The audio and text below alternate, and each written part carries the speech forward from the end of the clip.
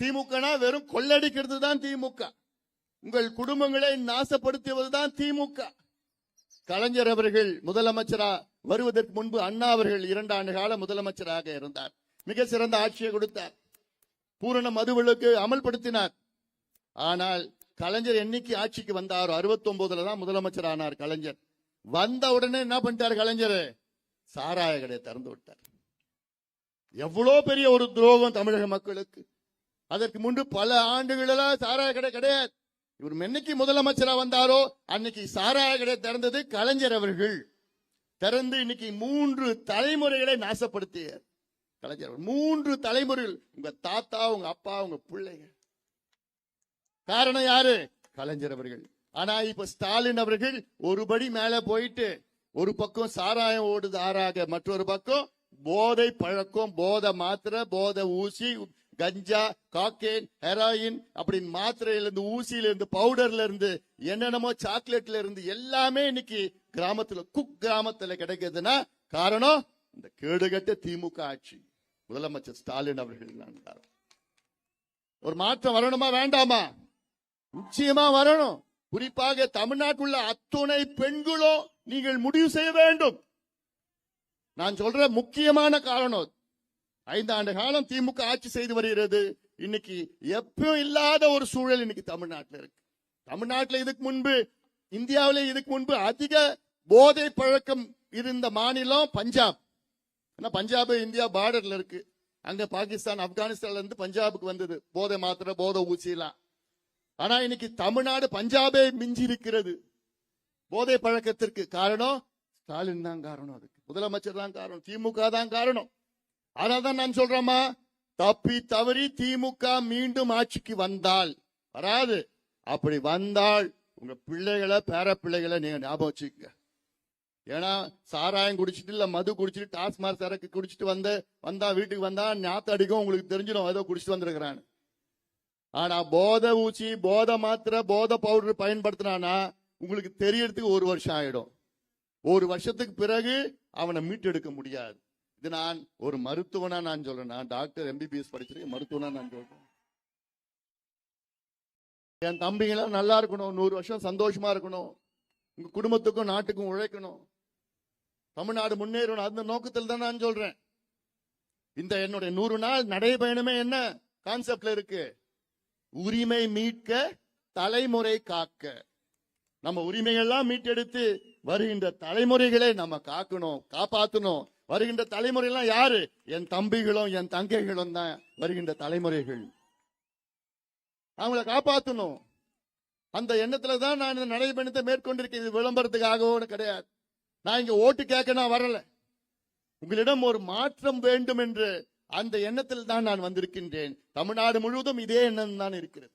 தமிழ்நாடு முழுவதும் ஒரே எண்ணம் தான். ஐயோ போதும் பா இந்த திமுக, வீட்டுக்கு அனுப்பணும்பா திமுக, மோசமா ஆட்சி திமுக. ஆட்சியே இல்ல, ஆட்சியே இல்ல. அதுதான் இந்த மாற்றம் உங்களால் நிச்சயமாக வர வேண்டும்.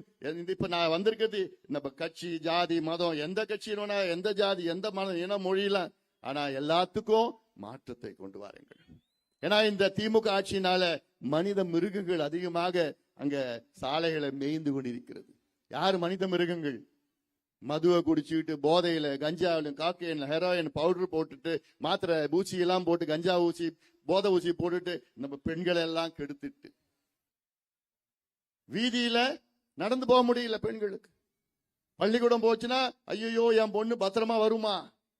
கல்லூரிக்கு போச்சுன்னா என் பொண்ணு கல்லூரிக்கு போய் பத்திரமா எப்போ வரும்? பொண்ணு வேலைக்கு போச்சுன்னா வேலைக்கு போயிட்டு ஐயோ வருமா பத்திரமா? இதெல்லாம் இந்த ஏக்கம் தமிழ்நாட்டில் உள்ள கோடிக்கணக்கான தாய்மார்கள், பெற்றோர்களுக்கு இருக்கிறது. காரணம் யாரு? கேடுகட்ட திமுக ஆட்சி. கேடுகட்ட ஆட்சி. நிர்வாகம்னா என்னன்னு தெரியாத ஒரு ஆட்சி நடக்கும். அதனால்தான் இதெல்லாம் நான் பெண்களுக்கு தான் குறிப்பா நான் சொல்றேன். ஏன்னா பெண்கள் என்ன பண்ணிட்டாங்க இவ்வளவு காலமா? இந்த திமுக கொள்ளடிச்சு மலையும் முழுங்கிட்டான், மண்ணையும் முழுங்கிட்டான், எல்லாத்தையும் எதுவும் விட்டு வைக்கல. இப்ப கிட்னியும் திருட ஆரம்பிச்சிட்டான். எல்லாம் பண்ணி பணம் மூட்டை சம்பாதிச்சுட்டான். பணம் மூட்டை எலெக்ஷன் நேரத்தில் எடுத்து வருவானுங்க. இதுக்கு முன்பு இருட்டுல வந்தானுங்க, ராத்திரில வந்தானுங்க. 1:30 மணிக்கு கரண்ட் ஆஃப் பண்ணுவாங்க. கிராமத்துல வீடு வீடா போய் 500 1000 கொடுத்துட்டு வரோம், இருட்டுல போய் கொடுப்பான். இப்ப அதெல்லாம் தேவையில்லை, அவனுக்கு பகல்லே கொடுத்துட்டு வரான். அவன் கொடுக்கலனா கூட நம்ம கேட்கறான், கூப்பிட்டு வச்சு கேட்கறாங்க. அவனும் வரான், கொடுக்கறான், 1000 ரூபாய் ஒரு ஓட்டு கொடுக்கறான், 5 ஓட்டு 5000 ரூபாய் கொடுக்கறான். அப்புறம் மனசாட்சி, உங்களுக்கு மனசாட்சி கேட்காது. ஐயோ அவன்கிட்ட வாங்கிட்டோமே, சரி அவன் கேட்டதுக்கு 2 ஓட்டு போடலாம், நம்ம பிடிச்ச கட்சிக்கு 3 ஓட்டு போடலாம். இப்படி எல்லாம் மனசெல்லாம் மாறி, அதனால்தான் கொள்ளைக்காரங்கள் கொலகாரங்கள் எல்லாம் மீண்டும் மீண்டும் ஆட்சிக்கு வந்துட்டு இருக்கு. என்கிட்ட ஒரு 6 மாசம் தமிழ்நாட்டை விட்டு பாருங்களேன், என்னால தமிழ்நாட்டின் தலையெழுத்தான மாத்த முடியும். 6 மாதம் போதும், 6 மாதம் போதும். 6 மாதத்துல அத்துணை விவசாயிகள் பிரச்சனை என்னால தீர்க்க முடியும். 6 நாள்ல என்னால போதை பழக்கத்தை ஒழிக்க முடியும், தமிழ்நாட்டை விட்டு ஒழிக்க முடியும். 6 மணி நேரத்துல என்னால மதுவை ஒழிக்க முடியும். ஒரே கையெழுத்து, தமிழ்நாட்டில் பூரண மது விலக்கு, டாஸ்மாக் கடை மூடுடா. 6 மணி நேரத்துல செய்ய முடியும். அதனால அந்த ஆதங்கம் தான் என்கிட்ட இருக்கு, அந்த ஆதங்கம் இருக்கிறது. இன்னைக்கு காலையில நான் மஞ்சள் விவசாயிகளை போய் பார்த்துட்டு வந்தேன். ஏன்னா இந்த ஈரோடு மாவட்டம்னா மஞ்சள் உலக புகழ் பெற்ற மஞ்சள். அதாவது உலக அளவில் 90 விழுக்காடு மஞ்சள் இந்தியாவில தான் விளையுது. உலக அளவில் இந்தியாவில மஞ்சள் விளைகின்ற மாநிலத்தில் தமிழ்நாடு 3வது இடத்துக்கு வருது. மஞ்சள் சாகுபடி செய்கின்ற, கொள்முதல் செய்கின்ற மாநிலங்கள் இந்தியா 4வது இடம், தமிழ்நாடு 4வது இடம் இந்தியாவில். தமிழ்நாட்டில் 80 விழுக்காடு மஞ்சள் எங்க, எந்த மாவட்டத்தில் விளையுது? ஈரோடு மாவட்டம், நம்ம மாவட்டத்தில், நம்ம மண்ணில். ஏன்னா இந்த மண் அப்படிப்பட்ட மண். 80 விழுக்காடு மஞ்சள், ஆனா விலை கிடையாது. ஒரு வருஷத்துக்கு ஒரு 100 கிலோ, ஒரு குவிண்டால் மஞ்சள்னா ஒரு வருஷம் 8000, 9000, 7000, சில வருஷம் 12000, 13000 கிடைக்குது. அந்த கிழங்கு மஞ்சளும் இந்த விரலி மஞ்சளும் இருக்குது, அதுல பல வகைகள் இருக்குது. அதுல இப்படி இந்த மஞ்சள் விவசாயிகள் இன்னைக்கு கண்ணீர் விட்டு அழுது கொண்டிருக்கின்றார்கள். அவங்க கோரிக்கை இப்ப என்னன்னா, புவிசார் அங்கீகாரம் கிடைச்சிருக்குது. ஈரோடு மஞ்சளுக்கு புவிசார் குறியீடு அங்கீகாரம். இது எவ்வளவு பெருமை, நமக்கு எவ்வளவு பெரிய பெருமை இது. ஏன்னா இங்க ஈரோடு மஞ்சள் தான் 90% குர்குமின் இருக்கு, 90% இருக்கு. இந்த குர்குமின் என்பது உடம்புக்கு நல்லது, உடலுக்கு நல்லது, மருத்துவ குணம் உள்ளது. மஞ்சள்னா பார்த்து உங்களுக்கு தெரியும், அந்த காலத்துல இருந்து நம்ம முன்னோர்கள் நம்ம சாப்பாட்டுலயும் சரி, இந்த மருத்துவத்திலையும் சரி, நம்ம உடம்புக்கு வெளியிலயும் பயன்படுத்தலாம், உள்ளுக்குள்ளும் பயன்படுத்தலாம். நம்ம குடலுக்கு பிரச்சனை இருந்தாலும் சரி, கல்லீரல் பிரச்சனை இருந்தாலும் சரி, எந்த மருத்துவ பிரச்சனை இருந்தாலும், ஏன் காசு நோயிலிருந்து கேன்சரை குணப்படுத்துகின்ற தன்மை உள்ளது ஈரோட்டு மஞ்சள். உங்கள் மஞ்சள், நம்மளுடைய மஞ்சள். உலக சுகாதார நிறுவனம் இதுக்கு அங்கீகாரம் கொடுத்து மஞ்சளுக்கு எவ்வளவு குணசக்தி இருக்கிறது, மருத்துவ சக்தி இருக்கிறது என்று சொல்லி இருக்கிறது. அதெல்லாம் எனக்கு பெருமையா இருக்குது. ஆனா முதலமைச்சர் ஸ்டாலினுக்கு பெருமையா இருக்கா? அதை பத்தி என்னன்னு கூட தெரியாது அவருக்கு. உங்களுடைய உழைப்பு, விவசாயிகளுடைய உழைப்பு, இது தமிழ்நாட்டில் உலக அளவில் பெருமைக்குரிய விஷயம். என்ன? புவிசார் குறியீடு அங்கீகாரம் கிடைத்தது. எந்த மஞ்சள்? ஈரோட்டு மஞ்சள். ஈரோட்டு மஞ்சள். இது நான் முதலமைச்சரா இருந்ததுன்னா என்ன பண்ணுவேன்? ஓஹோன்னு கத்திடு, உலகம் முழுவதும் கத்துவேன். நான் இதை எடுத்து பப்ளிசிட்டி பண்ணுவேன். ஐரோப்பா, அமெரிக்கா, ஆஸ்திரேலியா, எங்க வேணா போயிட்டு, யோ எங்க மஞ்சள் தான், எங்க மஞ்சள் வாங்க, எங்க மஞ்சள் பயன்படுத்துவீங்கன்னு. அது மட்டும் இல்ல, நான் என்ன பண்ணுவேன்? மஞ்சளுக்கு குறைந்தபட்சம் ஆதரவு விலை, மினிமம் சப்போர்ட் பிரைஸ், எம்எஸ்பி 25,000 ரூபாய் நான் கொடுப்பேன் மஞ்சளுக்கு. ஒரு குவிண்டால் 100 கிலோ மஞ்சளுக்கு குறைந்தபட்சம் ஆதரவு விலை. இப்ப நெல்லுக்கு எவ்வளவு கொடுக்குறாங்க? 2500 ரூபாய். நான் 25,000 ரூபாய் நான் கொடுப்பேன் 100 கிலோ மஞ்சளுக்கு, நான் முதலமைச்சரா இருந்தேன்னா. ஆனா ஸ்டாலின் அவர்களுக்கும் அதுக்கு சம்பந்தமே கிடையாது. அவருக்கு எதுக்கும் சம்பந்தம் கிடையாது, இதுக்கும் சம்பந்தம் கிடையாது. என்ன நடக்குதுன்னு தெரியல அவருக்கு. அதான் எனக்கு வருத்தமா இருக்குது. ஆனா நான் வசனம் பேசுவார், நான் தந்தை பெரியார் பேரை பண்ணுவார், அண்ணா பேர் பயன்படுத்துவார், கலைஞர் பேர், கலைஞர் பையன். கலைஞர் சமூக நீதிக்காக பாடுபட்டவரியா? உங்களுக்கும் ஸ்டாலின் அவர்களே, உங்களுக்கும் சமூக நீதிக்கு என்ன சம்பந்தம் இருக்கு? சாதிவாரி கணக்கெடுப்பு நடத்த வேண்டும் என்று எவ்வளவு காலமா நம்ம கோரிக்கை இருக்கிறது. இவ்வளவு காலமா கோரிக்கை ஏன் நடத்தணும்? சாதிவாரி கணக்கெடுப்புனா என்ன? ஏதாவது ஒரு சாதியுடைய பிரச்சனையா? இது வன்னியர் சாதி பிரச்சனையா? இல்ல கவுண்டர் சாதி பிரச்சனையா? இல்ல நாடார் சாதி பிரச்சனையா? இல்ல, இது தமிழ்நாட்டின் பிரச்சனை. தமிழ்நாட்டினுடைய அனைத்து மக்களுடைய பிரச்சனை, அனைத்து சமுதாயங்களுடைய பிரச்சனை. கணக்கெடுப்பு ஏன் நடத்த மாட்டீங்க? ஏன் கணக்கெடுப்பு நடத்தணும்? ஏன் நடத்தணும்னா, கணக்கெடுப்பு நடத்தினாதான் தமிழ்நாட்டு மக்களுடைய நிலையை புரிந்து கொள்ள முடியும், தெரிந்து கொள்ள முடியும். அதாவது சில பேருக்கு இது புரிதல் இல்லை. நான் ஒரு 2 நிமிஷம் சொல்லிடுறேன். நான் சாதிவாரி கணக்கெடுப்புனா, தமிழ்நாட்டில் ஒரு 2 கோடி குடும்பம் இருக்கு, 8 கோடி மக்கள் இருக்கின்றார்கள். 2 கோடி குடும்பம் தோராயமா. இந்த 2 கோடி குடும்பமும் எந்த நிலையில் இருக்கிறாங்கன்னு அது தெரியறது கணக்கெடுப்பு நடத்தினா தெரியும். இப்போ ஒரு வீட்டுக்கு போறோம், அந்தியூர்ல ஏதோ ஒரு கிராமத்துல ஒரு வீட்டுக்கு போயிட்டு அந்த வீடை போய் பார்த்துட்டு அதிகாரிகள் போய் அந்த வீட்டுல, இந்த வீட்டுல எத்தனை பேர் இருக்கிறாங்க, இந்த வீட்டுல என்ன மதத்தை சார்ந்தவர்கள், எந்த சாதியை சார்ந்தவர்கள், எந்த சாதியில் உள்ள உட்பிரிவை சார்ந்தவர்கள், எத்தனை பேர் இருக்கிறாங்க, இந்த வீடு அவங்க சொந்த வீடா, வாடகை வீடா, இந்த வீடு கோட்டு வீடா, குடிசை வீடா, கல்லு வீடா, எத்தனை ஸ்கொயர் ஃபீட்ல வீடு இருக்கு, அந்த வீட்டுல பாத்ரூம் இருக்கா, எத்தனை பாத்ரூம் இருக்கு, அந்த வீட்டுல குடிநீர் வருதா, அந்த வீட்டுல கரண்ட் இருக்குதா, சோலார் இருக்குதா, அந்த வீட்டுல எத்தனை பேர் படிச்சிருக்கிறாங்க, எத்தனை பேர் பட்டதாரிகள், எத்தனை பேர் வேலைக்கு போறாங்க, தனியார் வேலையா, அரசு வேலையா, அதுல பைக் இருக்குதா, ஸ்கூட்டர் இருக்குதா, சைக்கிள் இருக்குதா, கார் இருக்குதா, இதெல்லாம் கிணறு இருக்குதா, போர் இருக்குதா.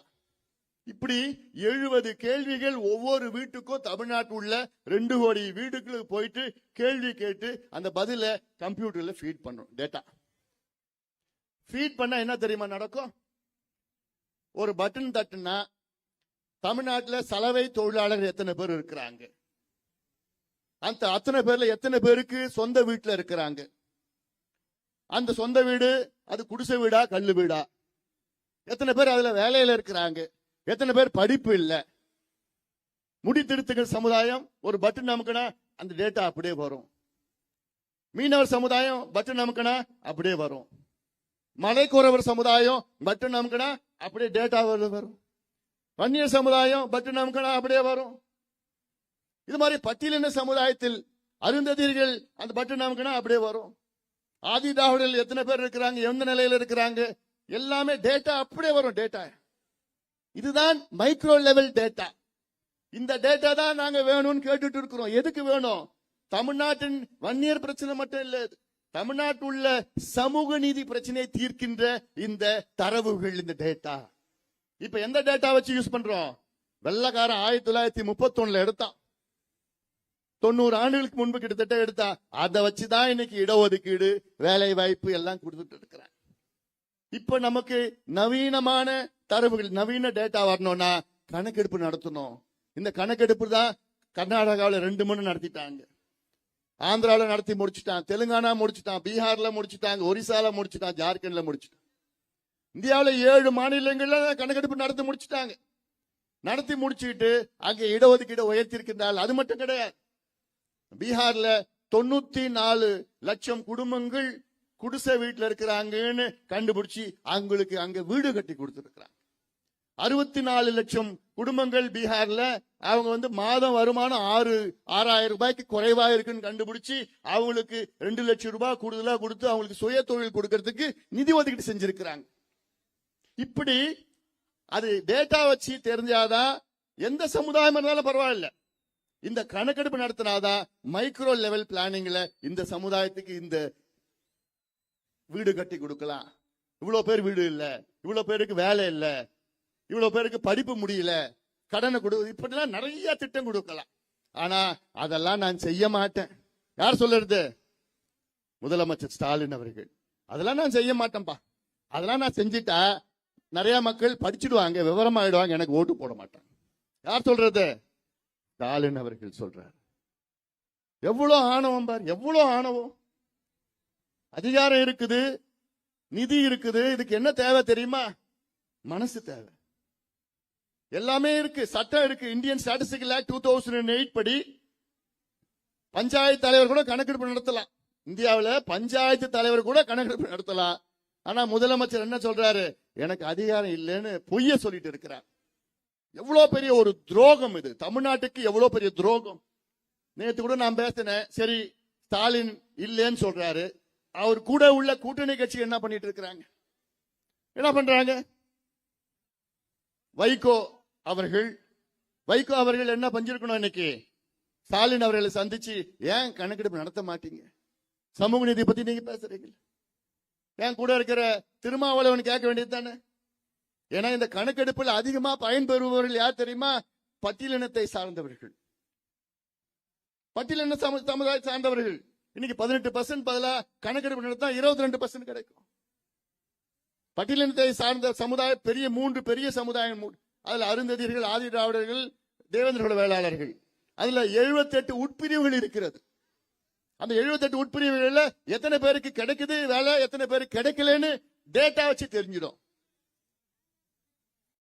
18% 6 பங்கிட்டு கிடைக்காதவங்களுக்கு தனியா ஒரு கேட்டகரி உருவாக்கலாம். எம்பிசில இருக்கு. எம்பிசில 115 சமுதாயம் இருக்கு. 115 சமுதாயத்துல யார் எடுத்துக்கிற இடத்த, யாரு கிடைக்கல, யாரு அதிகமா கிடைக்குது, எப்படி தெரிஞ்சுப்ப? கணக்கெடுப்பு நடத்தணும். அப்பதான் தெரிஞ்சுக்க முடியும். பிசில 140 சமுதாயம் இருக்கிறது. 150 சமுதாயத்துல எந்த சமுதாயம் இடம் கிடைக்கல, யாருக்கு அதிகமா இருக்குன்னு எப்படி தெரிஞ்சுப்பீங்க? கணக்கெடுப்பு நடத்தணும். அப்படி ஒரு நாட்டின் முதலமைச்சர் அவர் மக்கள் எந்த நிலையில் இருக்கின்றார் என்று கூட தெரிஞ்சுக்க விரும்பாத ஒரு முதலமைச்சர் தமிழ்நாட்டின் முதலமைச்சர் ஸ்டாலின் அவர்கள். மக்கள் நீங்கள் நிச்சயமாக புறக்கணிக்க வேண்டும். இது சமூக நீதிக்கு துரோகம் செய்கின்ற ஸ்டாலின் அவர்கள், சமூக நீதியின் விரோதி ஸ்டாலின் அவர்கள். எவ்வளவு கோபம் வருது தெரியுமா? எவ்வளவு ஆத்திரம் வருது, எவ்வளவு கோபம். என்னையா நாங்க கேட்டோம்? இந்த பிள்ளைங்களுக்கு படிப்பு வேணும், இந்த பிள்ளைங்களுக்கு வேலை கூடியா? 1306 நாட்கள், 1306 நாட்களுக்கு முன்பு இந்தியாவின் உச்சநீதிமன்றம் ஒரு தீர்ப்பு வழங்குது. என்ன தீர்ப்பு தெரியுமா? தமிழ்நாட்டில் வன்னியர்களுக்கு உள்ஒதுக்கீடு கொடுக்க எந்த தடையும் கிடையாது. தரவுகளை சேகரித்து நியாயப்படுத்தி தமிழ்நாட்டில் வன்னியர்களுக்கு இடஒதுக்கீடு, உள்ஒதுக்கீடு கூடுங்கள் என்று உச்சநீதிமன்றம், சுப்ரீம் கோர்ட் ஆஃப் இந்தியா ஒரு தீர்ப்பு கொடுத்து 1306 நாட்கள் இன்று வரை 1306 நாட்களும் தூங்கிக் கொண்டிருக்கின்ற ஸ்டாலின் அவர்கள்.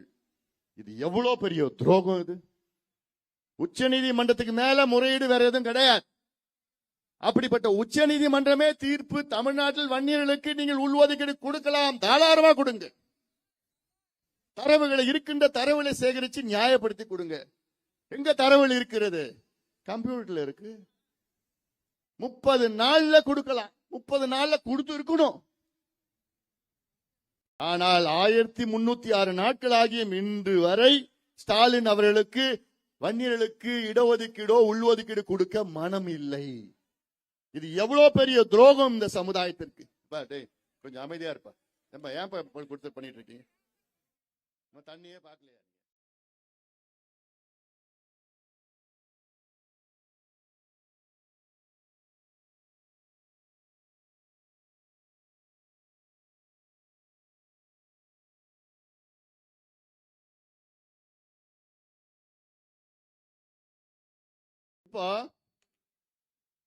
இவ்வளவு நாளா உச்ச நீதிமன்றம் தீர்ப்பு வழங்கி கொடுக்காத முதலமைச்சர் இன்னும் 4 மாசம் தான் இருக்கு, கொடுக்க போறது கிடையாது. அதனாலதான் நான் சொல்றேன், தமிழ்நாட்டில் உள்ள அனைத்து வன்னியர்களும் திமுகவை எதிர்க்க வேண்டும். திமுக வன்னியர்களுக்கு துரோகம் செய்திருக்கிறது. முதலமைச்சர் ஸ்டாலின் அவர்கள் திமுக வன்னியர்களுக்கு துரோகம் செய்திருக்கின்றார். பெரிய துரோகம். இதை விட ஒரு துரோகம் இந்த சமுதாயத்துக்கு யாரும் செய்யல. தீர்ப்பு இருந்தோம், அதிகாரம் இருந்தோம், ஆட்சி இருந்தோம், அதிகாரிகள் இருந்தோம், இன்று வரை ஸ்டாலின் அவர்கள் இந்த சமுதாயத்திற்கு இடஒதுக்கீடோ உள்ஒதுக்கீடோ கொடுக்கலன்னா ஒரு வன்னியரும் திமுகவுக்கு ஓட்டு போடக்கூடாது. இந்த தேர்தலில் ஒரு வன்னியரும் போடக்கூடாது. இது வன்னியர் பிரச்சனை கிடையாது, இது சமூக நீதி பிரச்சனை. இது சமூக நீதி பிரச்சனை. உங்களுக்கு உங்கள் பிள்ளைகளுக்கு வேலை, உங்க பிள்ளைகளுக்கு படிப்பு, இதான் எங்களுக்கு வேணும். வேற என்ன கேட்ட உங்க கிட்ட? இதுக்கு எத்தனை பேர் உயிர் நீத்தார்கள், எத்தனை பேர் உயிர் நீத்தார்கள் இதற்கு. அதனால்தான் நான் சொல்றேன், இதெல்லாம் சமூக நீதி பிரச்சனை. திமுக நிச்சயமா இந்த தேர்தலில் தோற்கடிக்க வேண்டும்.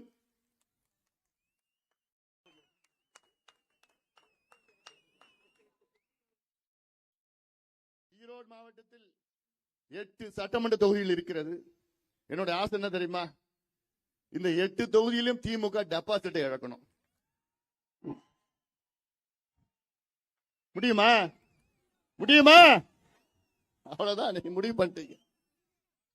நிச்சயமா நடக்கும், நிச்சயமா நடக்கும். ஏன்னா மக்கள் எல்லாம் கோபத்தில் இருக்கிறான். நான் போற இடத்துல கடந்த தீபாவளிக்கு முன்பு நான் கன்னியாகுமரி போனேன், திருநெல்வேலி போனேன், மதுரை போயிருந்தாங்க. எல்லாம் அவ்வளோ கொதிச்சு போயிருக்கிறாங்க. மக்கள் கொதிச்சு போயிருக்கிறாங்க, கோபமா இருக்கிறாங்க. என்ன ஆட்சி நடத்துறாங்க, என்ன ஆட்சி நடத்துறாங்க? கொள்ளடிச்சிட்டு இருக்கிறாங்க. எல்லாத்தையும் நம்மளுடைய இயற்கை வளத்தை எல்லாத்தையும் கொள்ளடிச்சிட்டு இருக்கிறாங்க. அதனால இதையெல்லாம் நினைச்சு பாருங்க. நம்ம சதாசிவம் எம்எல்ஏ, மேட்டூர் எம்எல்ஏ, நான் 2014 அங்க எம்பியா இருந்தேன். நான் தருமபுரி எம்பி, மேட்டூர் தொகுதி, அந்த தொகுதி என்னுடைய எம்பி தொகுதியில வந்தது. அப்ப அங்க தோனி மடுவு திட்டம். தோனி மடுவு திட்டம்னா அங்க இருக்கிற காட்டு பகுதியில அங்க ஆறு பாலாத்துல சேர்ற ஒரு கிளையாறு, மேற்கு தொடர்ச்சி மலையில பர்கூர் மலையில இருந்து தண்ணி வந்து அந்த பக்கத்துல போய் அங்க கலக்குது. மேட்டூர் அணைக்கு முன்பு அங்க தோனி மடு ஏரியா பகுதின்னு சொல்லிட்டு அங்க ஒரு தடுப்பணை கட்டி 100 அடி ஹைட்டுக்கு தடுப்பணை கட்ட அந்த தண்ணி வந்து இங்க வெளியில வரும். வெளியில வந்து அங்க ஒரு ஏரியில நிற்கும். அந்த ஏரியில தேங்கி கொளத்தூர் பகுதிக்கு அந்த தண்ணி பயன்படுத்துவது, விவசாயத்திற்கும் குடிக்கிறதுக்கும். மீதி தண்ணி எங்க வரும்? நம்ம அந்தியூர், அம்மாப்பேட்டை, அந்தியூர் பகுதி, அந்த ஒருத்தப்பள்ளமா வரட்டுப்பள்ளம் டேம், அந்த வரட்டுப்பள்ளம் டேமுக்கு தண்ணி அங்க இருக்க தண்ணி வரும். இதுதான் திட்டம். இந்த திட்டத்தை நடைமுறைப்படுத்த, செயல்படுத்த துப்பில்லாத ஒரு ஆட்சி திமுக ஆட்சி. ஆனா தேர்தல் அறிக்கையில ஸ்டாலின் அவர்கள் தேர்தல் அறிக்கையில நாங்கள் ஆட்சிக்கு வந்தவுடன் தோனி மடு திட்டத்தை நாங்கள் நிறைவேற்றுவோம். கிழிச்ச 4.5 ஆண்டு காலமா தூங்கிட்டு இருக்கீங்க. நீங்க எப்ப நீங்க நிறைவேற்ற போறீங்க? இதுக்கப்புறம் நிறைவேற்றுவாங்களா?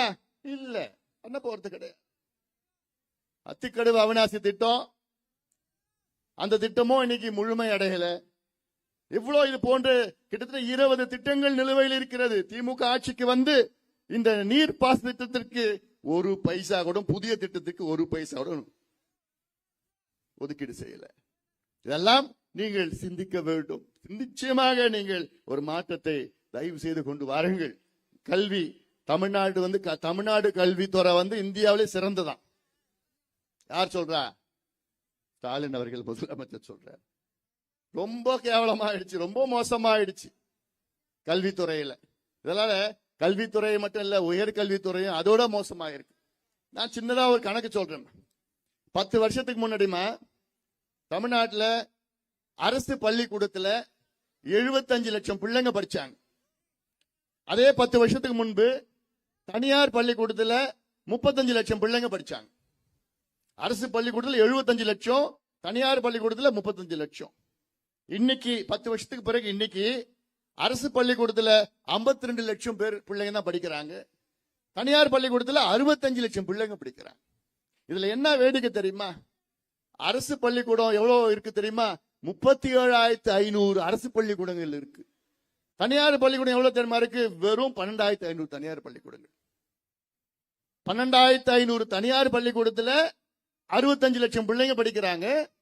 37,500 அரசு பள்ளிக்கூடத்துல 52 லட்சம் பிள்ளைங்க தான் படிக்கிறாங்கன்னா என்ன அர்த்தம்னா, யாருமே பள்ளிக்கூடத்துல சேர்க்கறதில்ல அரசு பள்ளிக்கூடத்துல.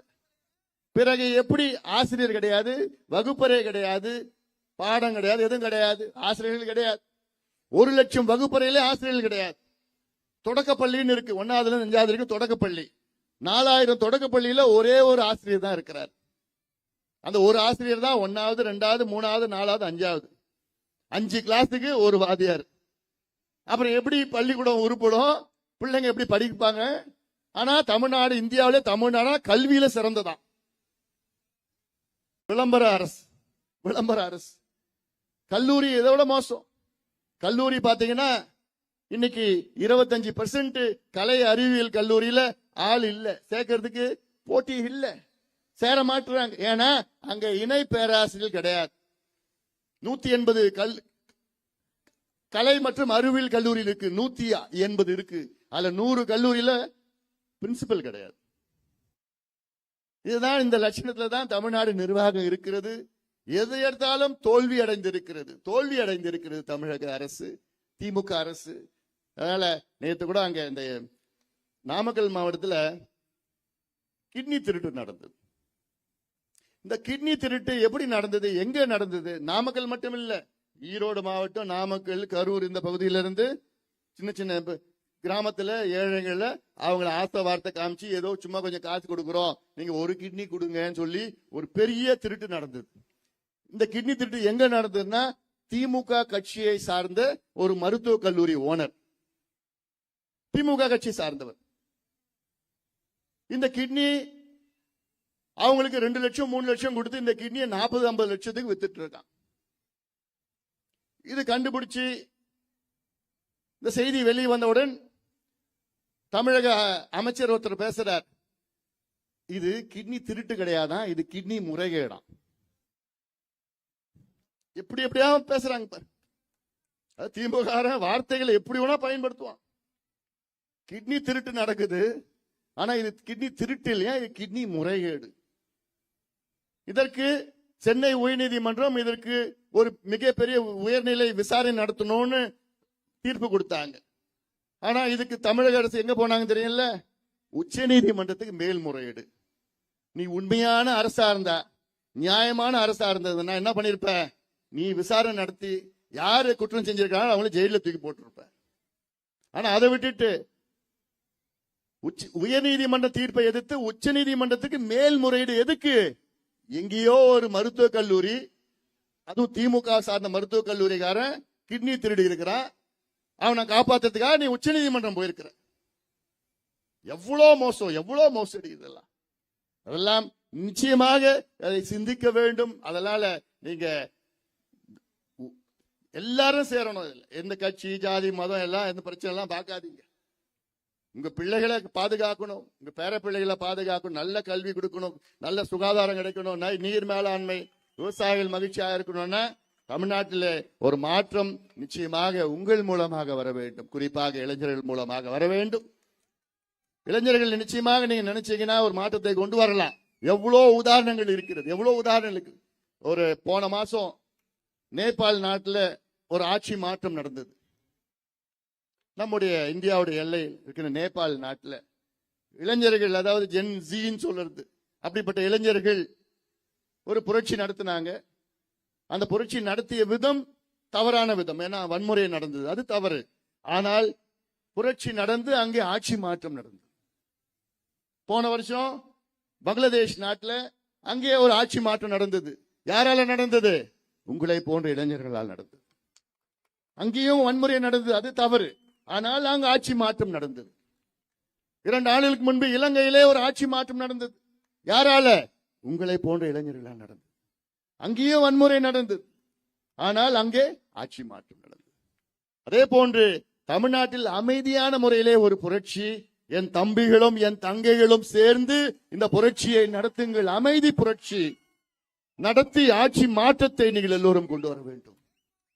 நிச்சயமாக வரும், அதை வர வைப்போம். நீங்கள் எல்லோரும் உறுதியேற்க வேண்டும். இது காலத்தின் கட்டாயம். ஏன்னா திமுகவுக்கு தமிழக மக்கள் 3 முறை தொடர்ந்து தேர்தலில் வெற்றியை கொடுத்தார்கள். 3 தேர்தல் நினைச்சு பாருங்க.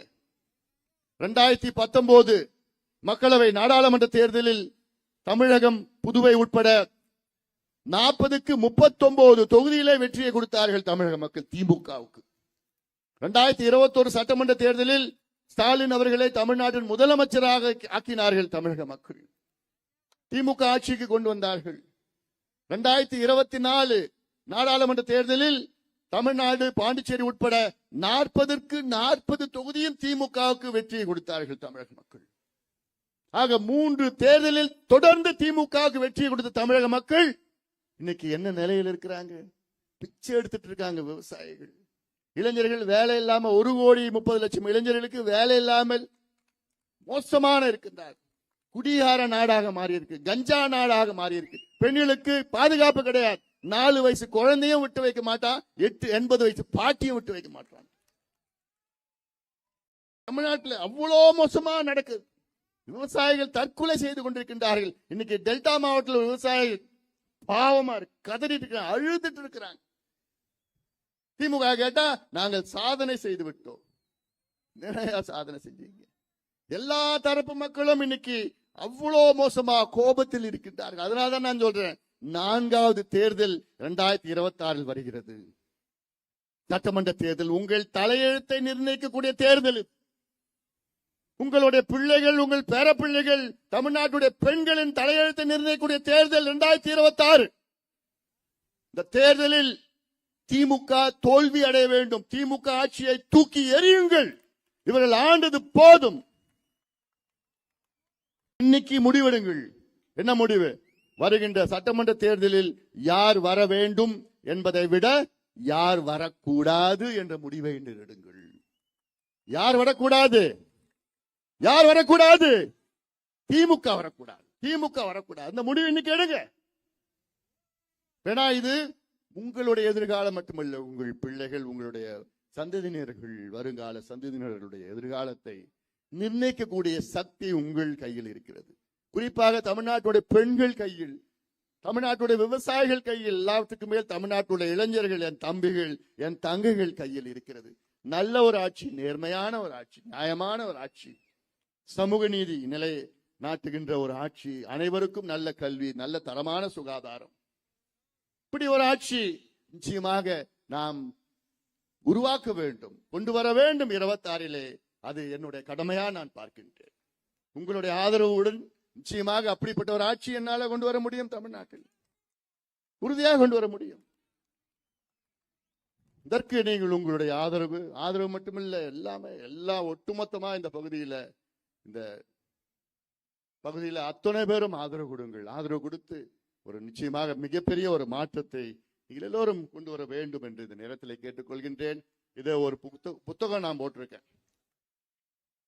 போன மாசம் வெளியிட்ட இந்த புத்தகம் பார்த்தா விடியல் எங்கேன்னு ஒரு புத்தகம், ஒரு ஆவணம். இது விடியல் எங்கேன்னு, ஏன்னா அடிக்கடி ஸ்டாலின் சொல்றாருல்ல, என்னன்னு விடியல் ஆட்சி விடியல் ஆட்சின்னு.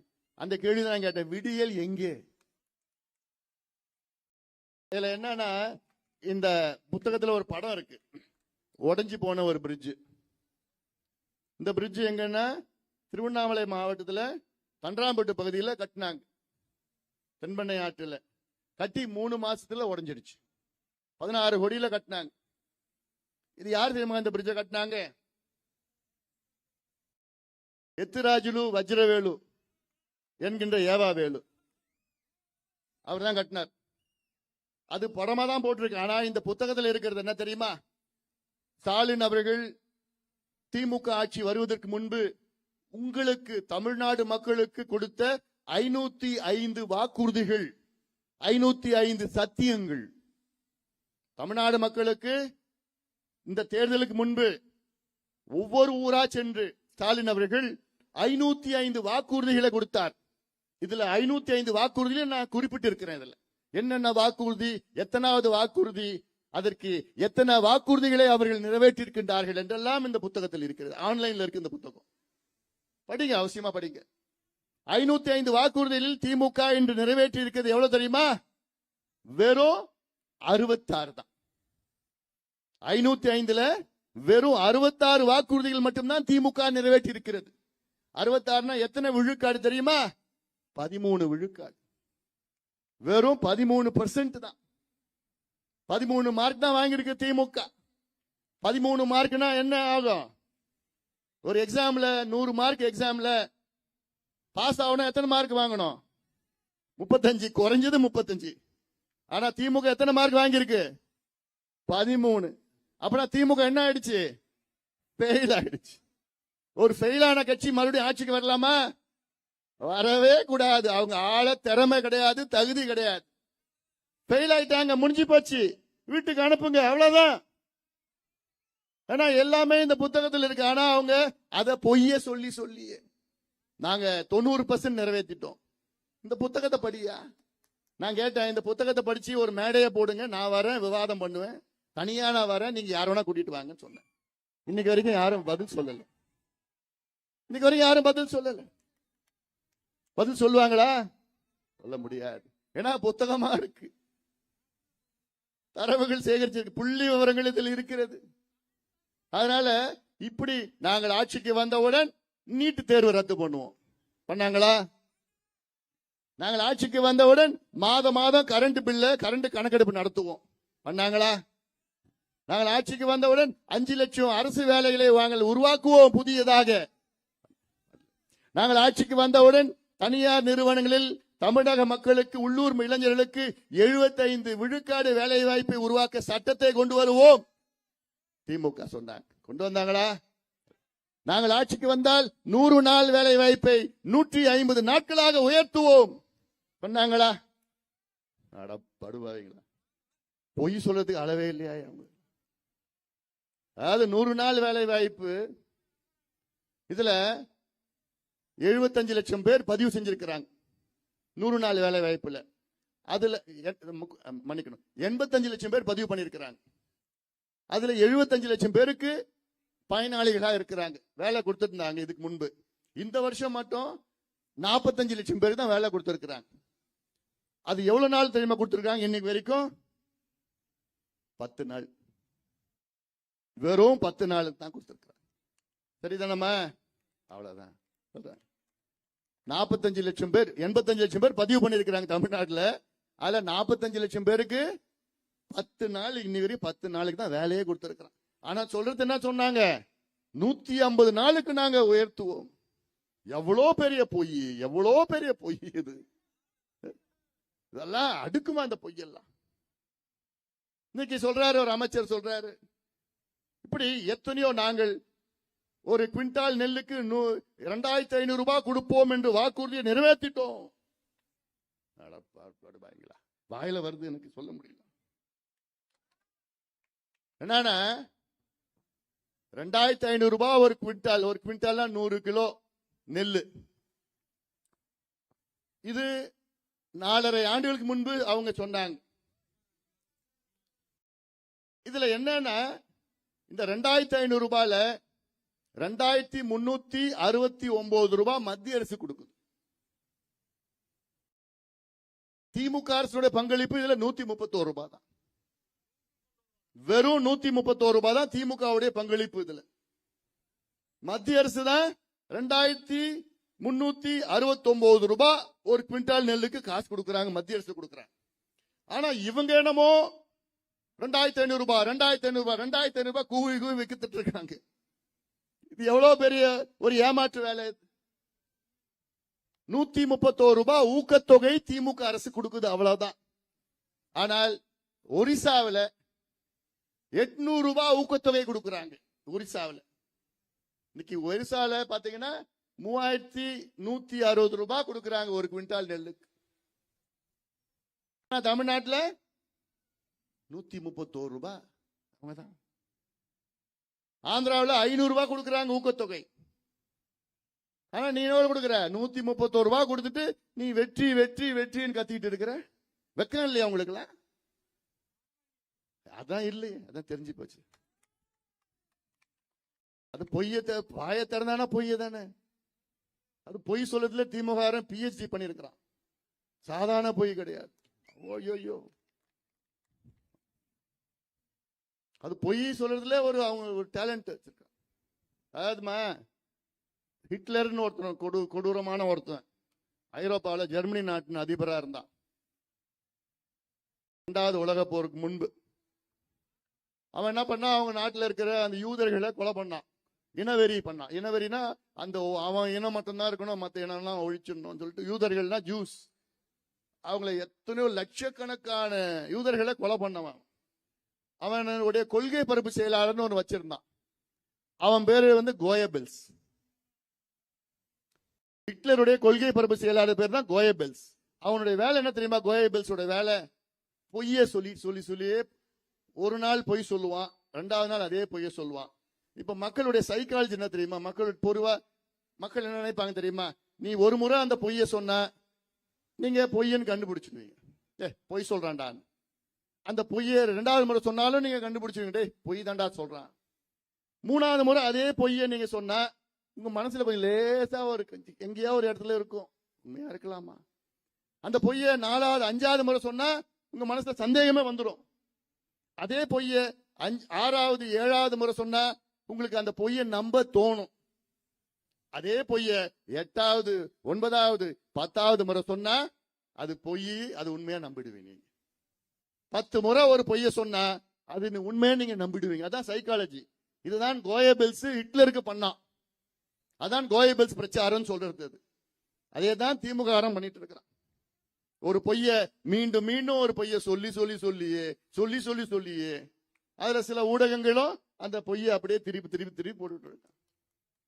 நடக்குது நடக்குது. இதெல்லாம் நீங்கள் தெரிந்து கொள்ளுங்கள், புரிந்து கொள்ளுங்கள். ஏன்னா இது மோசமான ஆட்சி. சுதந்திர இந்தியாவிலே இப்படி ஒரு மோசமான ஆட்சி நடந்தது கிடையாது, எந்த மாநிலத்திலும் கிடையாது. தமிழ்நாட்டில் நடக்குது. இப்போ இன்னொரு பொய்ய சொல்லியிருக்கிறாங்க திமுகவில். நாங்கள் ஆட்சிக்கு வந்து 4.5 ஆண்டு காலத்துல 11,32,000 கோடிக்கு தமிழ்நாட்டில் முதலீடு நடந்திருக்கு, தொழில் முதலீடு நடந்திருக்கிறது. எவ்வளவு பெரிய ஒரு பொய் அது. இதுக்கு நான் ஒரு புத்தகம் போட்டிருக்கேன். இன்னொரு ஒரு வாரத்தில் நான் ரிலீஸ் பண்ண போறேன் அந்த புத்தகத்தை. 1,00,000 கோடி கூட முதலீடு செய்யல. ஆனா இவங்க சொல்றது 11,32,000 கோடிக்கு தமிழ்நாட்டில் முதலீடு நடந்திருக்கிறது, தொழில் முதலீடு நடந்திருக்கிறது. அதுலயும் புள்ளி விவரம் எடுத்து வச்சிருக்கிறேன் நான், வெளியில சொல்ல போறேன் நான். இப்படி எல்லா மக்களையும் உங்களை எல்லாம் என்னமோ நினைச்சிட்டு இருக்கிறாங்க. தமிழ்நாடு மக்களா ஏமாளிகள், வசனம் பேசணும், அடுக்கு மொழியில பேசி காசு கொடுத்தா ஓட்டு போட்டுடுவாங்க நினைச்சிட்டு இருக்காங்க. அப்படியா? நிச்சயமா கிடையாது. நிச்சயமா அதெல்லாம் அந்த காலம். இந்த காலத்துல என் தம்பிகள் தங்கைகள் எல்லாம் கையில வச்சுக்கிறான், போன் வச்சுக்கிறான், டப்பு டப்பு டப்பு டப்புன்னு மாத்தி மாத்தி அமைச்சர் எல்லாம் விவரமா இருக்கிறானுங்க, விவரமா இருக்கிறாங்க. ஏமாத்த முடியாது. அதனால இந்த ஆட்சி மாற்றம் நடைபெற வேண்டும். இந்த திமுக கொடுங்கோல் ஆட்சி, மக்கள் விரோத ஆட்சி, விவசாயிகள் எதிரான ஆட்சி, பெண்களுக்கு எதிரான ஆட்சி, மாணவர்களுக்கு எதிரான ஆட்சி, சாராய ஆட்சி, கஞ்சா ஆட்சி, ஊழல் ஆட்சியை, திமுக ஆட்சியை வீட்டுக்கு அனுப்புவோம், அகற்றுவோம் அகற்றுவோம் அகற்றுவோம் என்று நாம் எல்லோரும் சபதம் எடுப்போம். உறுதியோடு நாம் நிற்போம். அந்த வகையில இங்கே வருகை தந்திருக்கின்ற என் தம்பிகளும் என் தங்கைகளும் வீடு வீடாக போங்க, வீதி வீதியா போங்க, தெரு தெருவா போங்க.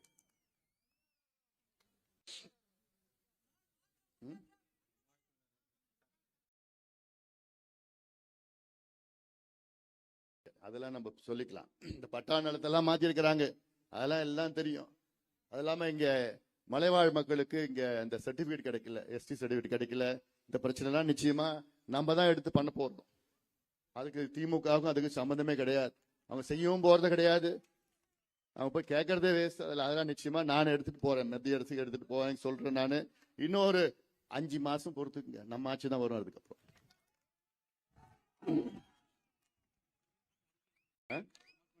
அதான் போன மாசமே இதுக்கு ஸ்டேட்மெண்ட் விட்டு இருக்கிறேன் நான். மலைவாழ் மக்கள் இந்த பகுதியில் தமிழ்நாட்டில் 7 மாவட்டங்களுக்கு அங்கீகாரம் கிடைக்குது.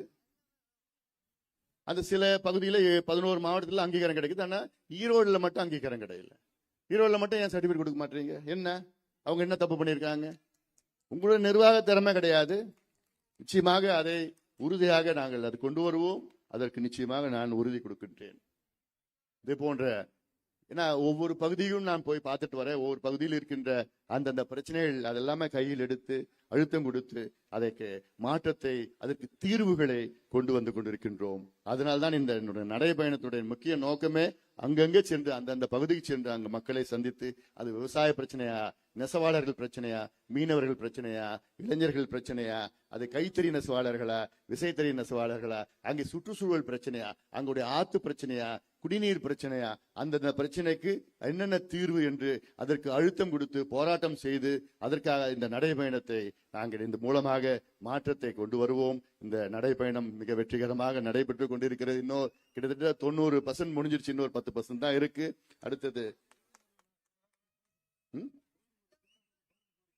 அதான் தோணிமடு. நான் போய் இந்த 2 நாள்ல நான் பார்க்க போறேன். தோணிமடு இடத்துக்கு நான் போறேன். அங்க போய் பார்த்துட்டு அதுக்கும் அழுத்தம் கொடுத்தா நாங்க இருக்கின்ற அந்தியூர், அம்மாப்பேட்டை ஒன்று எல்லாமே அங்க இருக்கிற உபரி நீர் தான் தண்ணி வரும். நிச்சயமா நடக்கும். அது திட்டத்தை கொண்டு வருவோம். ஏன்னா இந்த தோணி மடு திட்டத்திற்காக இதுவரைக்கும் நான் எம்பியா இருந்த நேரத்துல 200-300 முறை நான் அதை பத்தி பேசியிருக்கிறேன். நாடாளுமன்றத்தில் பேசியிருக்கிறேன், அமைச்சர்களுக்கு கடிதம் போட்டிருக்கிறேன். இங்க அப்ப இருக்கிற எடப்பாடி பழனிசாமி முதலமைச்சரா இருந்தாரு, ஜெயலலிதா அம்மையார் முதலமைச்சரா இருந்தாங்க. அதுக்கு பிறகு எடப்பாடி பழனிசாமி வந்தாரு. அப்பெல்லாம் அத்தனை முறை நான் அழுத்தம் கொடுத்து தோனி மடுன்னு கொடுத்து அது இல்லாம ஆனா திமுக வந்த பிறகு அதை பத்தி கவலையில கண்டுக்கவே இல்லை. அது ஒரு பொய் வாக்குறுதி, அதுக்கும் ஒரு பொய்ய சொல்லி நாங்கள் ஆட்சிக்கு வந்தா தோனி மடு திட்டத்தை நிறைவேற்றுவோம், இந்த அத்திகடவை முடிவு செய்வது என்னென்னமோ பொய்ய சொல்லி இருக்கிற திமுகவை வீட்டுக்கு அனுப்புங்கள். நிச்சயமாக அவர்கள் போதும், ஆண்டது போதும், தமிழர்கள் மாண்டது போதும். அவர்களால தமிழ்நாட்டில் உள்ள நம்முடைய மொழி, பண்பாடு, நாகரிகம், கலாச்சாரம் அத்தனையும் அழித்து ஒழித்து விட்டார்கள். தமிழ் மொழின்னு அவங்கதான் முதல் ஆட்சிக்கு வந்தாங்க. 67ல தமிழை வைத்துதான் ஆட்சிக்கு வந்தாங்க. ஆனா நினைச்சு பாருங்க, இந்தியாவிலேயே ஒரே ஒரு மாநிலம் மட்டும் அவங்களுடைய தாய்மொழி படிக்காம பட்டம் வாங்கலாம். ஒரே ஒரு மாநிலம் இந்தியாவில் அவங்க தாய்மொழி படிக்காம அந்த மாநிலத்தில் பட்டம் வாங்கலாம். கேரளாவில் மலையாளம் படிக்காம பட்டம் வாங்க முடியாது. கர்நாடகாவில் கன்னடம் படிக்காம பட்டம் வாங்க முடியாது. ஆந்திரா தெலுங்கானால தெலுங்கு படிக்காம பட்டம் வாங்க முடியாது. ஒரிசாவில் ஒரியா படிக்காம பட்டம் வாங்க முடியாது. மகாராஷ்டிரால மராத்தி படிக்காம பட்டம் வாங்க முடியாது. மேற்கு வங்கத்தில் வங்க மொழி படிக்காம பட்டம் வாங்க முடியாது. அப்புறம் மத்திய பிரதேஷ், உத்தரப்பிரதேஷ், பீகார் எல்லாமே ஹிந்தி அவங்களுடைய தாய்மொழி. அங்க அவங்களுடைய தாய்மொழி படிக்காம ஹிந்தி படிக்காம பட்டம் வாங்க முடியாது. ஆனா தமிழ்நாட்டில் மட்டும்தான் தமிழ் படிக்காம பட்டம், மேற்படிப்பு, ஆராய்ச்சி படிப்பு, PhD என்ன வேணா வாங்கலாம். நினைச்சு பாருங்க.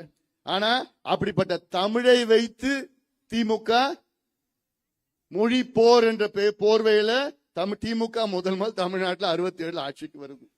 வந்து இவ்வளோ காலமா ஆட்சியில இருந்தோம். குறைந்தபட்சம் தமிழ் ஒரு பாடமாக கூட கொண்டு வர முடியல உங்களால.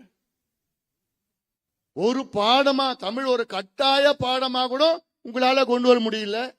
கேட்டா வழக்கு இருக்குது, அது இருக்குது, சப்பகாரம் சொல்லிட்டு இருக்கிறீங்க. நிச்சயமா சொல்றேன், நான் நிச்சயமா சொல்றேன். இறுதியா நான் சொல்றது அரசு ஊழியர்களுக்கு என்னுடைய அன்பான வேண்டுகோள். ஆசிரியர்களும் சரி, அரசு ஊழியர்களும் சரி, போக்குவரத்து தொழிலாளர்களும் சரி, கடந்த சட்டமன்ற தேர்தலுக்கு முன்பு வரிஞ்சி கட்டிக்கிட்டு திமுகவுக்கு வேலை செஞ்சாங்க. வீடு வீடா போய் ஓட்டு கேட்டாங்க. ஆனா இன்னைக்கு அம்போன்னு உட்கார்ந்துட்டு இருக்கிறாங்க, கோபத்தில் உட்கார்ந்துட்டு இருக்கிறாங்க. அவங்க கேட்டது என்ன? எங்களுக்கு பழைய ஓய்வூதியத்தை கொடுங்க, பழைய ஓய்வூதியத்தை கொடுங்க. இது சாதாரண பிரச்சனை.